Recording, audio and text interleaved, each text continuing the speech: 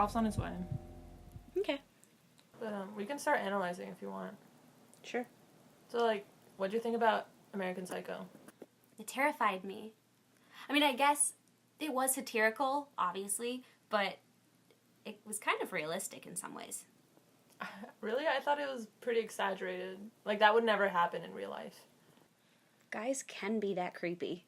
That creepy? Yeah. Do you remember Cherith? Yeah, the bartender. Yeah. Yeah. So, on my date with him last week, we ended up at his place. The first thing that he asked me was, how do you feel about rape play? Oh my god. Mm-hmm. Ugh. Well, now that I think about it, I was actually on a date with this guy like a couple weeks ago, and he said, I find it really cute that you're in film even though you're a girl. I was on another date. The guy chugged his beer, looked me up and down, and said, yeah, I can't do this. He said, wow, you ate more than I estimated. He asked me if I was pregnant. I said no. He said, do you want to be?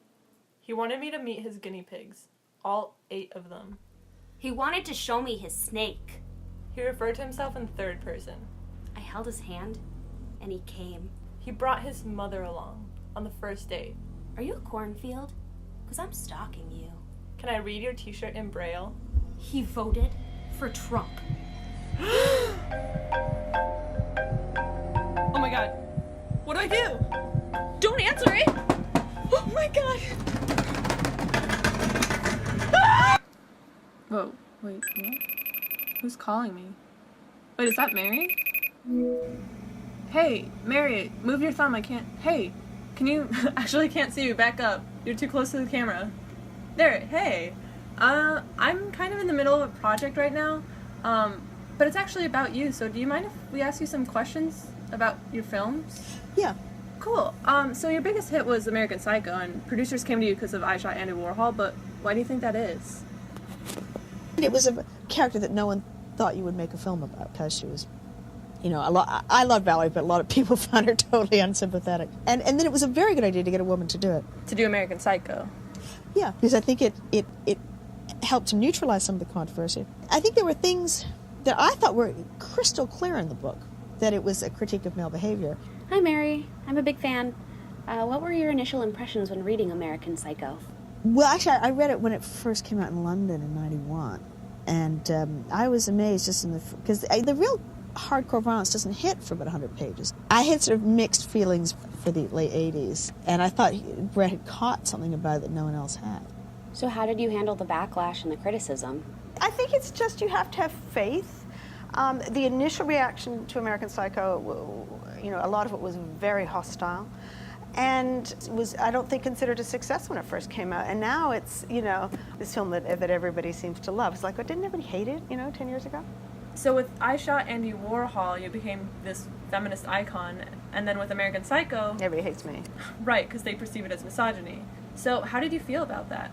Well, it's funny because when we were writing it, the script was written with Guinevere Turner, who had written this pioneering lesbian romantic comedy, Go Fish, and I'd made I Shot Andy Warhol. And we thought, well, you know, we have the right to do this, and we dare anybody to come and tell us that we're misogynist. I think that we saw that what Brett had done was a satire of misogyny and a critique and a crazy, dark black comedy. Did you run into any issues getting this film done through a studio because of its violence? If I'd tried to do this for a Hollywood studio, well, it would never have made it to the screen. They would have had so many doubts about how can you make a film with somebody this unsympathetic? Can't you talk more about his unhappy childhood? Can't you give a psychological motivation? And Lionsgate were completely hands-off. They said, we like the screenplay and you just go and shoot it. How did you approach getting into a teenager's mindset when you made Moth Diaries? I mean, when I started writing the script, I have 2 daughters. My older daughter was 10, and I thought by the time this film gets made, she'll be an adolescent, and she's now 14. And I lived through the crazy transformation, and I've always felt like every teenager's life is their own horror movie because of what happens to their bodies. You know, in a year you transform, you know, body horror, one thing to another, you know, and the crazed hormones. And in the case of girls, what the film is really about is about these intense, crazy friendships that girls form. Did you have these types of friendships? When I was in Toronto, until I was 12, I had very intense friendships, which did not end to death and disaster. And I did not, Right. None of you were past life vampires. Strangely enough, not. Nor did I do some of the wild things that the heroine does in this film. Really, until I got married and had children, no relationship was as intense as the ones I felt with my friends.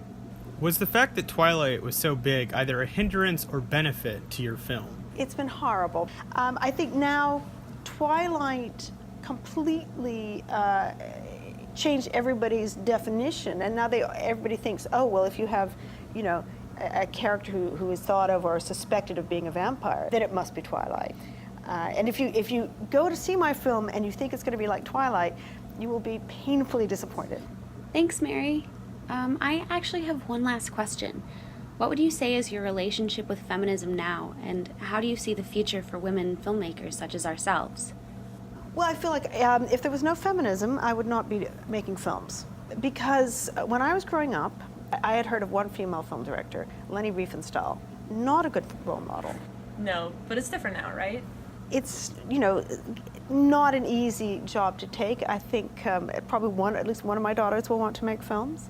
I can't say you'll have an easy road, but when you get your movie made, and I found this with all my films actually, you just get it out there, it's something you believe in, it's a story that's if it speaks to you and it's your heart, and you carry it through as well as you can, then it will live in some way and people will keep watching it years later. I see a golden future. All right, thanks so much, Mary. It's been awesome talking to you. I'll call you back another time, all right? Bye, Mary. Bye.